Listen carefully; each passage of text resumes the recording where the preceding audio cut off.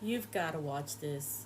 Muslims will get offended, but it is what it is. Jesus in John 14:6 explicitly says, I am the way and the truth and the life. No man comes to the Father except through me. He didn't say I'm one of many ways. I point you to the life and I can bring you to the Father among many. He goes, no, I am the truth, the life. Now, even from an Islamic perspective, no prophet can say he's the truth, the life, because Islam recognizes those titles as belonging only to the God of Islam, which they believe is the God of Abraham. So for Jesus to say he's the truth, he just claimed to be more than a man from an Islamic perspective. To say you're the life, you just claim to be more than a man. And he says, you want to get to the Father, you want to be with me, you want to dwell with me, you better come to me and accept me as I am. But the Jesus of the New Testament, who's the Christ of history, is not a Muslim prophet. His name is not Isa ibn Maryam. The Jesus of history claims to be the very God in such a way that even the Quran acknowledges no man can claim the titles he claims. When I said that one of the names of Allah is the truth, al-haq, and he's the life, and he's also the first and the last. Well, if you go to chapter 22, verse 6 to 7, there you're going to see the names of Allah pretty much plagiarized from what Jesus said prior to the Quran. You would think, if I didn't tell you this is Allah speaking, you think that you're reading the Gospel of John, because what is said about God here, the Allah of Islam, is exactly parroted from what Jesus says in the Gospel of John, which comes 600 years earlier. Here, you'll see it. So chapter 22, verse 6 to 7 says, that is because Allah is the truth, al-haq, that's one of the names of Allah, and because he gives life to the dead, and because he is over all things competent. Now, here's an interesting part in verse 7, and that the hour is coming, no doubt about it, that Allah will resurrect those in the grave. See, only Allah